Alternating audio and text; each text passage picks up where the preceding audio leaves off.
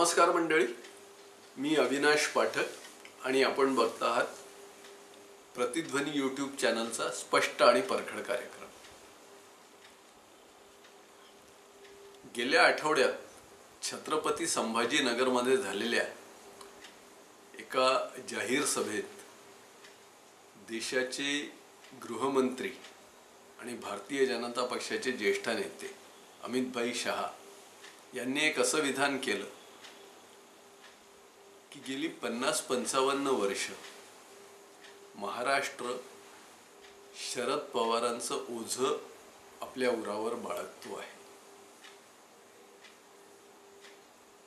त्यांच्या या विधानाने साहजिकच राजकीय वर्तुळात एक खळबळ माजली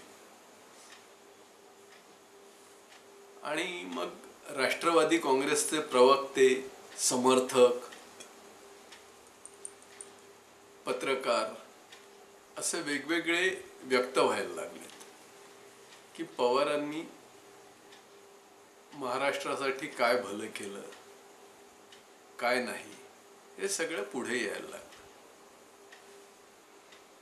तेव्हा विचार करायला लागलो मी की खरोखरी पवारांनी महाराष्ट्रासाठी काय केलं आहे। आज पवार सर्वात पहिल्यांदा महाराष्ट्राच्या विधानसभेत 1967 साली आले। त्यानंतर ते आधी वसंतराव नाईकांच्या, नंतर शंकरराव चव्हाणांच्या, नंतर वसंतदादा पाटलांच्या मंत्रिमंडळात मंत्री होते। अचानक एक दिवस त्यांनी कथित बंड केलं, एक 4-5 जणांना फोडलं, हळूहळू ती संख्या ते वाढवत गेले आणि वसंतदादांचं सरकार पाडलं। राजकारणात पाठीत खंजीर खुपसणे हा शब्दप्रयोग त्याच वेळी रूढ झाला, कारण वसंतदादा पाटील म्हणाले होते की या शरदनी माझ्या पाठीत खंजीर खुपसलं। जे शरद पवारांचं दखलपात्र कृत्य पहिलं हेच म्हणता येईल की त्यांनी वसंतदादांच्या पाठीत खंजीर खुपसलं। त्यांनी ज्यावेळी मुख्यमंत्री झाले पहिलं काम केलं की मराठवाडा विद्यापीठाला बाबासाहेब आंबेडकरांचं नाव देऊन टाकलं। त्यावेळी मराठवाड्यात 2 वेगवेगळे गट सक्रिय होते। काहींचं म्हणणं होतं की तिथे बाबासाहेबांचं नाव देऊ नका आणि काहींचा आग्रह होता की बाबासाहेबांचं नाव दिलं पाहिजे। त्याच्यामुळे जो काही एक वाद सुरू झाला, शरद पवारांनी ते नाव देण्याची घोषणा केली, मंत्रिमंडळात निर्णय जसा झाला तसा मराठवाडा अक्षरशः पेटून उठला होता। 4 ते 5 दिवस तिथे गावागावात कर्फ्यू लागला होता आणि लोक रस्त्यावर येऊन जाळपोळ करत होते। तरीही त्या याच्यात शरद पवार मात्र ॲडॅमंट होते। मग नंतर काही ज्येष्ठ नेत्यांनी समजूत घालून ते प्रकरण थंड्या बस्त्यात ठेवलं।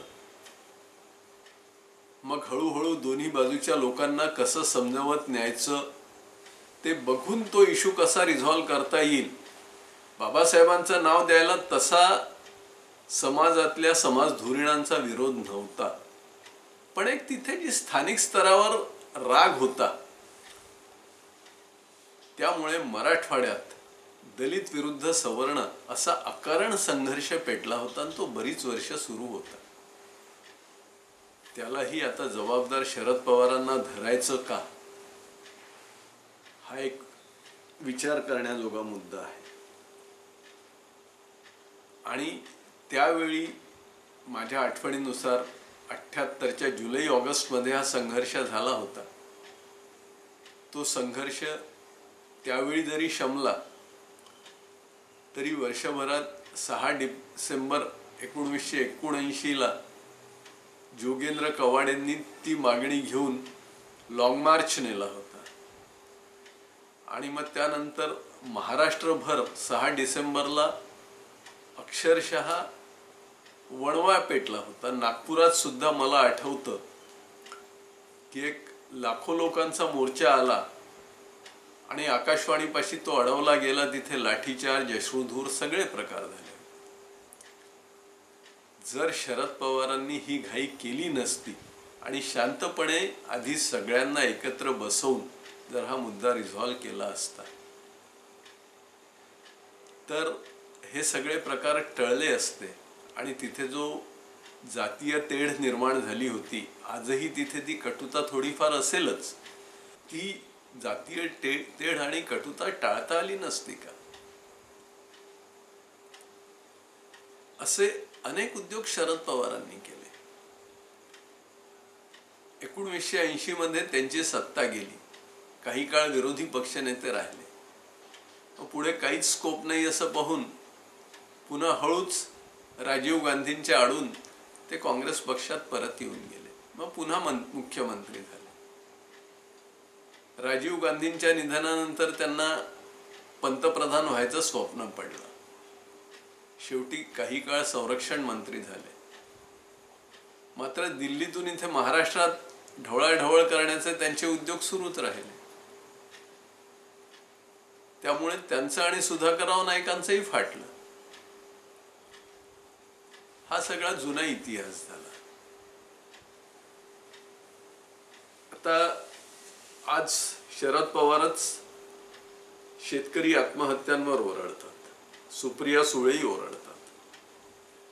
पण मला सांगा, या शेतकरी आत्महत्यांची सुरुवात कधी झाली? ही साधारणतः 99-2000 या काळात सुरू झाली. त्या काळात महाराष्ट्रात शरद पवारांच्या राष्ट्रवादी काँग्रेसचं आणि काँग्रेसचं असंच सरकार होतं. त्यावेळी सरकारचा रिमोट कंट्रोल हा शरद पवारांच्याच हातात होता. तेव्हा शरद पवारांनी पुढाकार घेऊन का नाही या सगळ्या आत्महत्या थांबवल्या? का त्यांनी शेतकऱ्यांना मदत केली नाही? का त्या अशाच चालू दिल्या? नंतर 2004 मध्ये शरद पवार देशाचे कृषी मंत्री झाले. तोवर या आत्महत्यांचं प्रमाण भरपूर वाढलं होतं. या आत्महत्या कुठेतरी कंट्रोल केल्या पाहिजेत असं सगळ्याच समाजधुरीणांना वाटायला लागलं.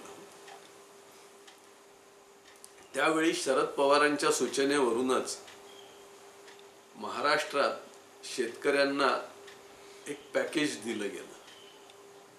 माझ्या आठवणीनुसार डिसेंबर 2005च्या नागपूर विधिमंडळ अधिवेशनात ते पॅकेज डिक्लेअर झालं होतं. जेव्हा काही अभ्यासू पत्रकारांनी त्याची चिरफाड केली तेव्हा एक लक्षात आलं की ते पॅकेज हा एक गडबड घोटाळा होता. म्हणजे असं की काही राज्य सरकारनी पूर्वीच कधीतरी जाहीर केलेल्या योजना, काही केंद्र सरकारनी पूर्वीच कधीतरी जाहीर केलेल्या योजना, त्या सगळ्यांची लेबलं बदलवली आणि त्यांना नवीन नावं देऊन ते एक पॅकेज तयार केलं आणि ते पॅकेज विधिमंडळात जाहीर केलं. मला आठवतं त्यावेळी त्या सगळ्या पॅकेजवर मीच स्वतः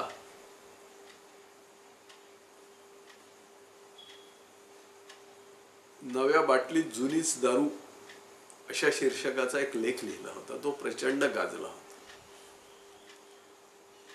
या सगळ्या प्रकारात काहीही फायदा झाला नाही. त्यामुळे 2006च्या जुलै महिन्यात माझ्या आठवणीनुसार त्यावेळेचे देशाचे पंतप्रधान डॉक्टर मनमोहन सिंग नागपुरात आले. त्यांनी विदर्भातल्या आत्महत्याग्रस्त भागाचा दौरा केला आणि मग त्यांनी नागपुरातच पत्रपरिषद घेऊन एक नवीन पॅकेज जाहीर केलं शेतकऱ्यांसाठी. तेही शरद पवारांशी चर्चा करून निश्चित केलं होतं असं म्हणतात. ते पॅकेज तरी काय होतं? डिसेंबर 2005 मध्ये जाहीर केलेल्या पॅकेजचीच ती कुठेतरी पुनरावृत्ती.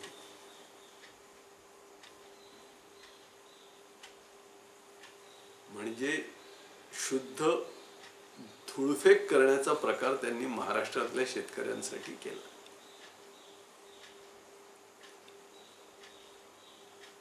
शरद पवारांनी एक काम चांगलं केलं की देशात, माफ करा, महाराष्ट्रातल्या सगळ्या मागास भागांचा जो निधी होता तो मागास भागापर्यंत पोहोचू न देता तो सगळा पश्चिम महाराष्ट्रात कसा वळता करता येईल ते बघितलं आणि मागास भागांना जास्तीत जास्त मागास कसं करता येईल ते त्यांनी व्यवस्थित मॅनेज केलं. ज्यावेळी घटनेच्या कलम 371(3) अन्वये राज्यपालांनी हस्तक्षेप केला त्यावेळी हे शरद पवार राज्यपालांच्या अधिकारावर प्रश्न उपस्थित करायला उभे झाले. याला काय म्हणणार तुम्ही? हे महाराष्ट्रावरचं ओझंच होतं असंच म्हणणार ना?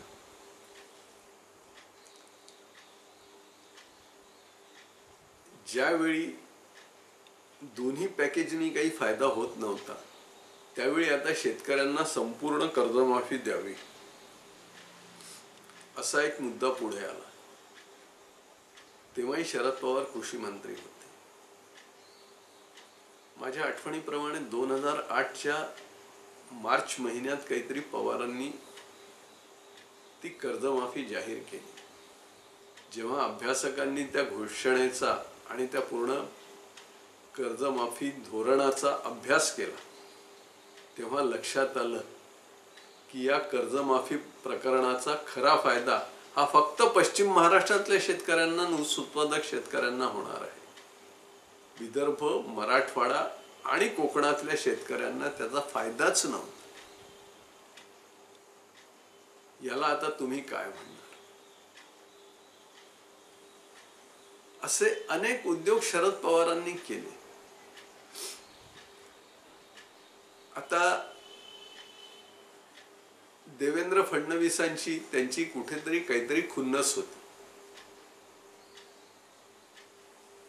म्हणून त्यांनी उठारेटा करून ज्यावेळी महाराष्ट्रात 2019 मध्ये युतीचं सरकार बहुमताने निवडून आलं होतं त्यावेळेस त्यात फूट पाडून उद्धव ठाकरेंना बाजूला करून अकारण महाराष्ट्रावर जे सरकार जनतेने नाकारलं होतं ते सरकार लादलं. 2.5 वर्ष ते सरकार जनतेला सहन करावं लागलं. याला आपण काय म्हणणार? असे अनेक किस्से पवारांचे सांगता येतील. मात्र राष्ट्रवादीचे त्यांचे जे प्रवक्ते आहेत किंवा त्यांचे जे समर्थक आहेत ते अजून वेगवेगळे किस्से सांगतायत. आता ते सगळे सांगायचं म्हणजे हा व्हिडिओ खूप मोठा होईल, पण हे 4-5च मी महत्त्वाचे किस्से सांगितले. हे सगळे बघता पवारांनी महाराष्ट्रावर ओझं नाही टाकलं तर काय केलं? त्यांनी जे काही केलं ते महाराष्ट्राच्या फायद्यासाठी काही नाही केलं. त्यात त्यांचा स्वतःचा किंवा पक्षाचा फायदा कसा आहे एवढाच विचार केला. आजही त्यांनी पक्षाचा विचार करतानाही पक्ष वाढवू शकेल अशा सक्षम पुतण्याला बाजूला करून मुलीला पुढे आणण्याचा प्रयत्न केला. याला धृतराष्ट्री प्रेम असं म्हणतात, पण ते धृतराष्ट्री प्रेम शरद पवारांनी दाखवलं. त्याचा परिणाम काय झाला? आज त्यांचा पक्ष फुटला आणि आज 13-14 आमदार आणि 5-7 खासदार घेऊन शरद पवार बसले आहेत हरिहरी करत. तेव्हा प्रेक्षक हो, आता तुम्हीच विचार करा. अमित शहा म्हणतात ते खरं की पवार समर्थक म्हणतात ते खरं? आणि जर तुम्हाला वाटत असेल की पवारांनी महाराष्ट्रावर स्वतःचं ओझं लादलं आहे तर त्याचं काय करायचं हे तुम्हीच ठरवा, एवढंच आम्हाला इथे आज सुचवायचं आहे. प्रेक्षक हो, हा व्हिडिओ तुम्हाला कसा वाटला ते अवश्य कळवा. तुम्हाला जर आवडला असेल तर लाईक करा, शेअर करा, इतरांनाही लाईक करायला सांगा. तुम्ही प्रतिध्वनी यूट्यूब चॅनल सबस्क्राईब केलं असल्यास त्याबद्दल धन्यवाद. केलं नसेल तर जरूर करा आणि इतरांनाही सबस्क्राईब करायला सांगा. नमस्कार.